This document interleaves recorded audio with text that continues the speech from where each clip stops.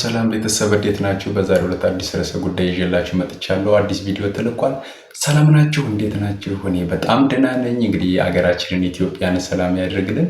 እንግዲህ ዜጎች በሰላም ወጥተው በሰላም የሚገቡበትን ሀገር ይፍጠርልን። ሰርተን የምንቀየርበት በቀይ በረከት ሀገር ያደርግልን እግዚአብሔር አምላክ። እንግዲህ እግዚአብሔር መቼም እጆቿን ወደ እግዚአብሔር ትዘረጋለች ነውና ሁላችን እንግዲህ እጃችን ወደ እግዚአብሔር ዘርግተን የተሻለ ዘመን ላይ እንድንደርስ እግዚአብሔር ይርዳን።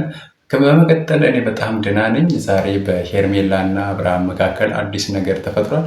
የተፈጠረው ነገር ደግሞ ምንድነው? ትንሽ ግርምትንና እብደትም የሚመስል ነገር የሆነ የሚደብርም የምንለው ደስ የሚልም ነገር የምንለው ነገር ነው። እያንዳንዱ ነገር የተፈጠረው ነገር እንግዲህ አጠራርጌ ስገልጽላችሁ ምንድነው በሄርሜላ እና በአብርሃም መካከል የወርቅ ተፈጥሯል። ወይም ደግሞ የአብርሃምን ይቅርታ ጠይቀዋለች ኤፍራታ።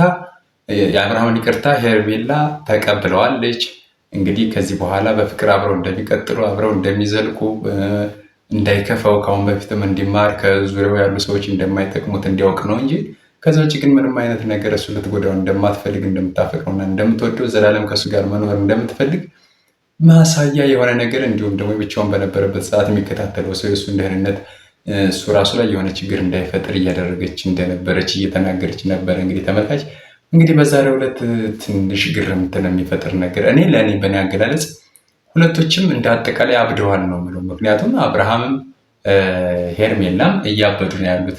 ያው ብሩክና አቤል እንደምታውቁት ከስር ከስር እየተከተሉ ነገሮችን ማያያዝ ከስር ከስር የአብርሃምና የሄርሜላን ፍቅር ማጧጧፍ ነው የሚፈልጉት። እንግዲህ ሁለቶች ከዚህ በኋላ ያው እንግዲህ ሊያጧጥፉት እንደሚችሉና ብዙ እብደት የሚመስሉ ነገሮች ሊፈጠሩ እንደሚችሉ ሁላችንም እንግዲህ ከወዲሁ ጀምረን የምንገልጸው ነው ማለት ነው። እስቲ እንግዲህ ወደ ቪዲዮ እንመለከታለን።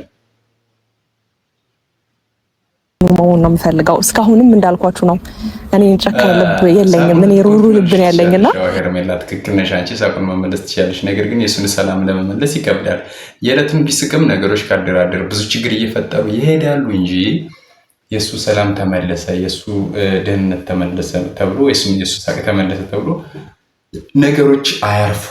ለምንድነው ነገሮች ሊያርፉ የሚችሉበት መንገድ ምንድነው? ሩታና አብርሃም በጋራ በፍቅር አንድ ላይ ሆነው በፍቅር ተከባብረው ሰርተው የራሳቸውን ህይወት ልጃቸውን ማሳደግ ሲችሉ ነው እንጂ አሁን የአብርሃምን ሳቅ ስለመልሽ፣ አብርሃምን ከድብርት ስላስወጣሽ፣ አብርሃምን ከመጥፎ ነገር ውስጥ እንዲወጣ ስላደረግሽው እሱ ጭራሽ ነገሮችን ልክ እንደ ትልቅ ጦርነት እያባባሳቸው ነው የምትሄዱ እንጂ ሌላ ምንም የሚቀየር ነገር የለም። መሆን ያለበት ነገር ግን አሁንም የሆነ ሄርሜላ ያው ለጊዜው አብርሃምን ትሪት ማድረግሽ፣ አብርሃምን ለመቀየር፣ አብርሃምን እንዳይጎዳ ማድረግሽ እሱ ጥሩ ጎን የሚደገፍ ነገር ነው። ነገር ግን የአብርሃም እንደዚህ መሆን አብርሃም ከሚስቱ ጋር እንዲህ አይነት የሻከረ ሪሌሽን የሻከረ ነገር መምጣቱ ምናልባትም ተመልካች እዚህ ጋር አንድ ግልጽ ሊሆንላችሁ የምፈልገው ነገር ምንድን ነው?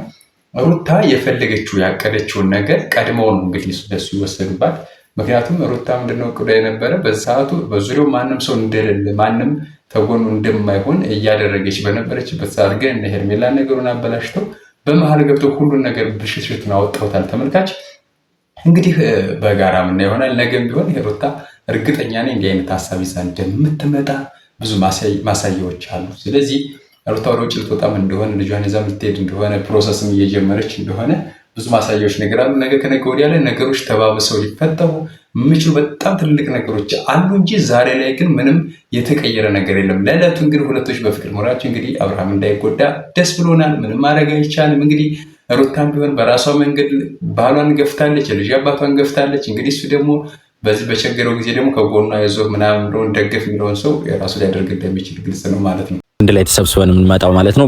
ኦዲየንሶችንም ያው ለትንሽ ቀን ስለራቅ ነው በጣም ይቅርታ እንዲማርበት ስለፈለግን ነው። ይቅርታው አያስፈልግም። ነገር ግን እዚህ ጋር ብሩክና አቤል እያደረጉት ያለው ነገር ምንድነው? ኦዲየንስ ሁለቶችን አጥጣላችሁ፣ ሁለቶችን አብርሃም ከትዳሩም ከፍቅረኛውም ለያይታችኋል፣ ብዙ ስራ ሰርታችኋል ብሎ ኦዲየንስ ስለጠላቸው ነው ዛሬ የእሱ አዛኝ የኦዲየንስን ይቅርታ ሊጠይቁ ምናምን አይነት የተንዘባዘበ ንግግራቸውን ይዘው የሚመጡ እንጂ አሁንም ቢሆን ሙዱን ስታዩት የአቤል ሙድ ፍላጎት የለውም። እንደዚህ አይነት ነገር ሁለቶች አንድ ላይ እንዲሆኑ ደስ የሚል አይነት ስሜት የለውም። ለምን እያንዳንዱን ነገር እነሱ በሚፈልጉበት መንገድ እንዲሄድላቸው ነው እየፈለጉ የነበረ።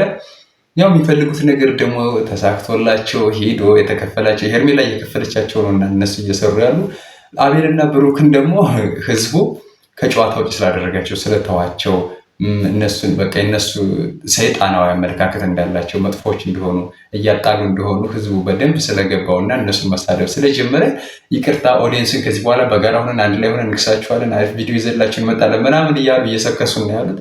ነገር ግን በቃ ነገሩን ሰርተው ስራቸውን ሰርተው ከጨረሱ በኋላ ምን አደረጉ አላደረጉ ለኛ ነው ማተር ሰምቲንግ።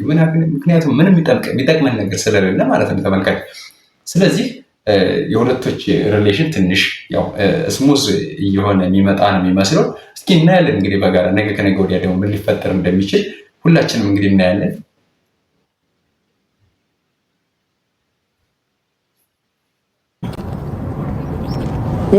ቆየክ እኮ በሰላም ነው? እሺ እንዴት ነህ? ሰላም ነው አለን እግዚአብሔር ይመስገን። ሰላም ተመልካች እንግዲህ እዚህ ጋር እያደረገች የነበረ ሄርሜላ በራሷ አመለካከት ያው የራስ አብርሃምን ፕራንክ እያደረገችው ነበረ። ለምን በቴክስት እየጻፍክ እየረበሽክ ነበር፣ በዶልም እየረበሽክ ነበር። ለምንድን ነው ማተወኝ? መተው አለብህ ምናምን አይነት ነገሮችን ነው እየነገረች ነበረ። ነገር ግን እዚህ ጋር የፈለገችው ሩታ ፕራንክ መሆኑን ለማስታወቅ ፕራንክ መሆኑን ለመናገር እንጂ አብርሃምን በጣም ትወደዋለች፣ ታፈቅረዋለች። በቃ ጭራሽ ላፊ በሚባል ደረጃ ልጁን እንደምታፈቅረው ነው እሷም እየተናገረች ገንዛ እንደምታል። በነገራችን ላይ ዛሬ አንድ ግርምትን የፈጠረብኝ ነገር አለ። ግን ተመልካች ላይ ከወትሮ በላይ የሄርሜላ መልክ አልተቀየረባችሁም? ሄርሜላ ምን አድርገን የመጣችሁ ዛሬ? ፊቷ ጭራሽ ማስክ እንደለበሰ ሰው የድሮዋ ሄርሜላ ትመስል። ምናልባት እንግዲህ የፀጉሯ ሁኔታ ይሆን ወይስ ምን ይሆን አልታወቅም። ብቻ እኔ ከወትሮ በላይ የሄርሜላ ፊት ትንሽ ግርምትን ፈጥሮብኛል። ትናንት ሌላ ነው፣ ዛሬ ሌላ ነው። ከትናንት በፊትና ከዛ በፊት የነበረው ነገር ሌላ መልክ ነው ያለው። ዛሬ ደግሞ ትንሽ ለየት አይነት ነገር ነው ይሳ የመጣችው። እንግዲህ ምናልባት እንግዲህ እቺ ልጅ ፊቷን ምን እያደረገች ነው የሚለውን ጥያቄ እንግዲህ ሁላችንም ጥያቄ ይሆናል ማለት ነው። እና ያለን እንቀጥላለን። እስኪ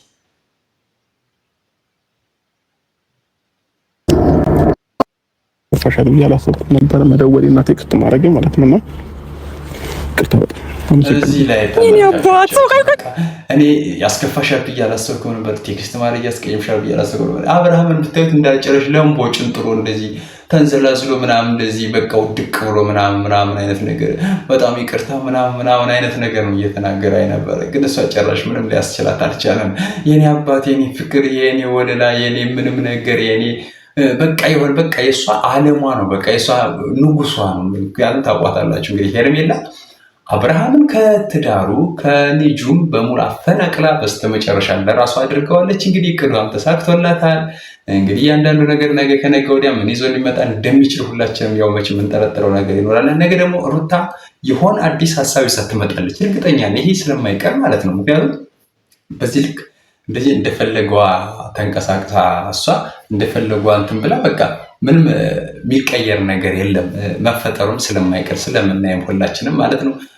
እንግዲህ ተመልካች ያው ቪዲዮውን መከታተል እንዳታቆሙ፣ ቻናሌን ላይክ፣ ሼር፣ ሰብስክራይብ እያደረጋችሁ ምክንያቱም ቪዲዮ እየታየ ስላልሆነ እናንተ ከታች ሰብስክራይብ ማድረጋችሁ እንዲሁም ደግሞ ትንሽ ድጋፍ የምትመስለዋል ነገር ላይክ እያደረገላችሁ እንቀጥላለን ማለት ነው። ስማኝ የኔ ፍቅር ናስቲ ነው ቆንጆ አልቻልኩም። የኔ የዋ ናስቲ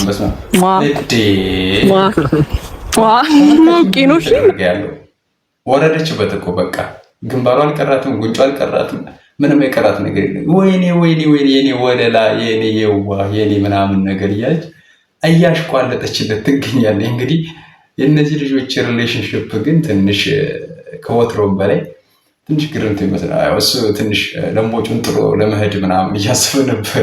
እንደምታወቁት አብርሃምን እንግዲህ ይህን ያህል እሷም እያካበደችለት ነው። የኔ ወለላ፣ ያለ አንተ ማንም የለኝም፣ የኔ ያለኝ አንተ ብቻ ነህ፣ ፍቅሬ፣ የኔ ሁሉ ነገር፣ እንኳን ገባ፣ እንኳን ከጎን ማንም እንደሌለ፣ እንኳን ተረዳ፣ እንኳን በቃ እንደዚህ እንድትሆን ብቻህን አልተውህም ነበር፣ አለውልህ ነበር። እኔ አንተን እንደዚህ ላደርግ አይደለም፣ እኔ አንተን ልበድል አይደለም፣ እኔ አንተን እንደዚህ ላደርግ ላዋርድ ወይም ደግሞ አንተን ልወቅስ አይደለም፣ የኔ ውድ ባል፣ የኔ ውድ ፍቅረኛ እያለች በቃ እንዳልሆነ እየሆነችበት ነው ማለት ነው። እንግዲህ ደስ ሊልክ ነው የሚገባው። እሺ እኔ ከጎንክ ነኝ በጣም እሺ።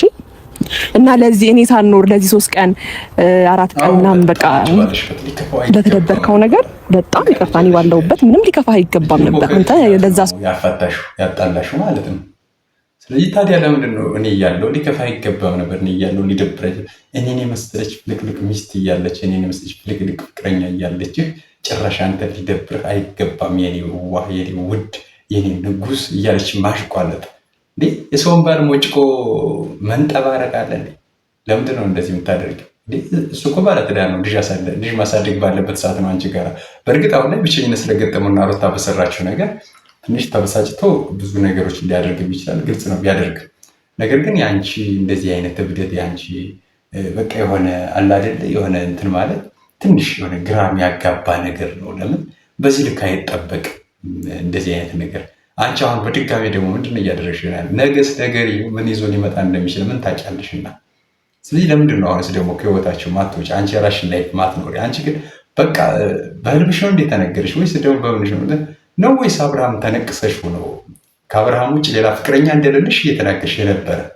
ስለዚህ እንደነዚህ አይነት ነገሮችን ጭራሽ ያው ከማህበረሰቡ አንጻር ከባህል አንጻር ጥሩ አይነት ስሜት ስለማይኖራቸው በቃ ቢወገዱ ጥሩ ነው። ምክንያቱም ሄርሜላና አብርሃም እያደረጉት ያለ ነገር ትዳሩን ትቶ ልጁ በቃ በዚህ እድሜው በወጣትነት እድሜው በዚህ አይነት መካከል መለከፍ ውስጥ ውድቀት ነው።